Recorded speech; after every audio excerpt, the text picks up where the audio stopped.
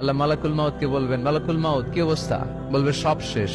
মাইয়াব্বা, কে বাকি? মালাকুল মাউত বলবে জিনেরা বাকি, যাদেরকে দেখা যায় না। আল্লাহ বলবেন জিনদেরকেও শেষ করে ফেলো, রুহু কবজ করো। মালাকুল মাউত আজরাইল জিনদের রুহু কবজ করবে। আল্লাহ এবার জিজ্ঞেস করবে, ইয়া মালাকাল মাউত আখবিরনি মাইয়াব্বা, এবার বলো আর কে বাকি? মালাকুল মাউত বলবে, আল্লাহ মানুষগুলো সব শেষ, জিনগুলাও শেষ, এবার বাকি ইবলিস শয়তান। কে বাকি?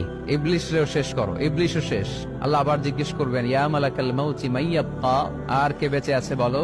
মালাকুল মাউত বলবে, আল্লাহ আপনার কথা অনুযায়ী পৃথিবীর সব মানুষের রুহু কবজ করলাম, সব জিনদের রুহু কবজ করলাম, ইবলিসের রুহু কবজ করলাম, এখন আছে শুধু ফেরেশতা। আছে কারা? যাও ফেরেশতাদের রুহু কবজ করো। ফেরেশতাদের রুহু কবজ হয়ে যাবে। এবার আল্লাহ জিজ্ঞেস করবেন, ইয়া মালাকাল মাউত আখবিরনি মাইয়াব্বা। মালাকুল মাউত বলবে, আল্লাহ আপনার কথা মতো ধরে ধরে সব শেষ, ফেরেশতাও শেষ, 4 জন ছাড়া। কয়জন ছাড়া? জোরে বলেন, কয়জন ছাড়া? ইসরাফিল, জিব্রাইল, মিকাইল, আজরাইল। আল্লাহ এই 4 জন আমরা বাকি। আল্লাহ বলবে, যাও ইযহাব ইনতালিক ইলা জিবরিল ওয়াকবাদ রূহা, জিব্রাইলের রুহু কবজ করো। ইযহাব ইলা ইসরাফিল ওয়াকবাদ রূহা, ইসরাফিলের রুহু কবজ করো। ইযহাব ইলা মিকাইল ওয়াকবাদ রূহা, রুহু কবজ করো। ওই 3 ফেরেশতাও শেষ। এবার আল্লাহ তাআলা জিজ্ঞেস করবেন, ইয়া মালাকাল মাউত আখবিরনি মাইয়াব্বা, হে মালাকুল মাউত আর কে বাকি আছে বলো? মালাকুল মাউত বলবে, আল্লাহ আপনার কথা মতো মানুষগুলো শেষ, জিনগুলো শেষ, ইবলিস শেষ, আমার বাকি 3 ভাই ইসরাফিল, মিকাইল, জিব্রাইলও শেষ, শুধু আমি, শুধু আমি। আল্লাহ বলবেন, কেউ নাই? মালাকুল মাউত বলবে, না আল্লাহ কেউ নাই। এবার আল্লাহ তাআলা বলবেন, মালাকুল মাউত তুমি তো সবাই রে মারছো, এবার তুমি মরো, এবার তুমি মরো, তুমি মরো। শোনার সাথে সাথে মালাকুল মাউতের কাঁপুনি ছুটে যাবে, খিচুনি এসে যাবে ভয়ে। আল্লাহ বলবেন, কাঁপুনি দিয়ে তো লাভ নাই, কারণ কুল্লু নাফসিন যায়িকাতুল। রব্বুল আলামিন বলবেন, মালাকুল মাউত কেঁদো না, এটাই দুনিয়ার বিধান, আমি আল্লাহর দেয়া বিধান, এটাই, জন্মালেই মরতে হয়। যাও জান্নাত জাহান্নামের মাঝখানে একটা জায়গা আছে, জায়গাটার নাম হলো আরাফ। এই আরাফের মধ্যখানে যে দাঁড়াও, ওখানে যে মালাকুল মাউত কাঁপতে থাকবে। মালাকুল মাউত বলবে, আল্লাহ সৃষ্টির শুরুতে যদি জানতাম, সৃষ্টির শুরুতে যদি জানতাম সবাইকে মৃত্যুদান করার পরে, রুহু কবজ করার পরে আমাকেও মরতে হবে, তাহলে এই কঠিন দায়িত্বের ব্যাপারে আপনার কাছে ক্ষমা চাইতাম। আজকে আমারও যে ভাগ্য বরণ করে নিতে হবে সৃষ্টির শুরুতে, আমি এটা কল্পনাই করতে পারি নাই। আল্লাহ বলবেন, নো টক, মুত ইয়া মালাকাল মাউত, মর, মরে যা, মুত, মরে যাও।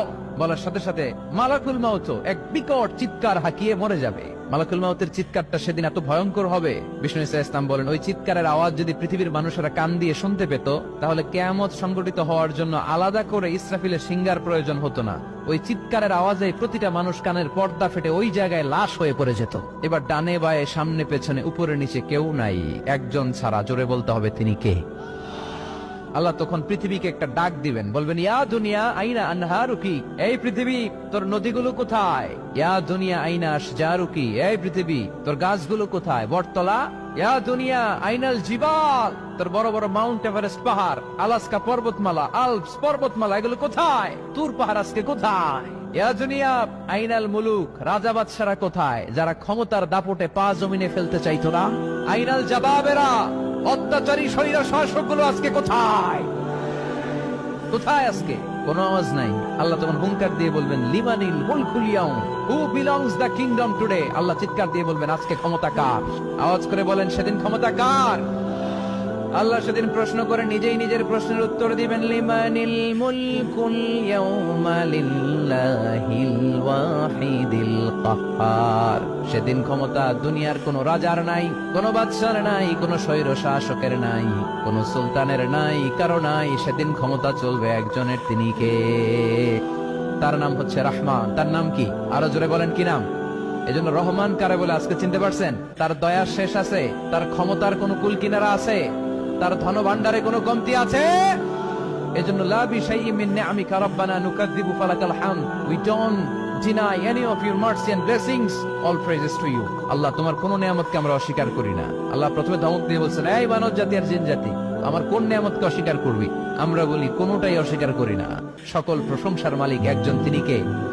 ইমাম বাইহাকি বলেন, আল্লাহর হাবিব সাল্লাল্লাহু আলাইহি ওয়াসাল্লাম ইরশাদ করেছেন, ইন্না লিকুল্লি শাইইন আরুস ওয়া আরুসুল কুরআনি সূরাতু আর-রাহমান। আলেম ওলামারা বলেন তো আরুস মানে কি? মাশাআল্লাহ, নববধূ। আরুস মানে নতুন বউ, আরুস মানে নতুন বউ, নববধূ।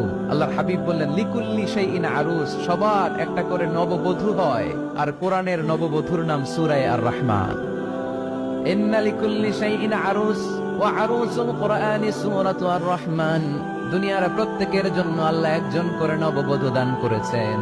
আল্লাহর কোরআনেরও একটা নববধূ আছে, এই কোরআনের নববধূর নাম সূরা আর রহমান। কোরআনের নববধূ, কোরআনের নতুন বউ, কোরআনের নতুন বউ।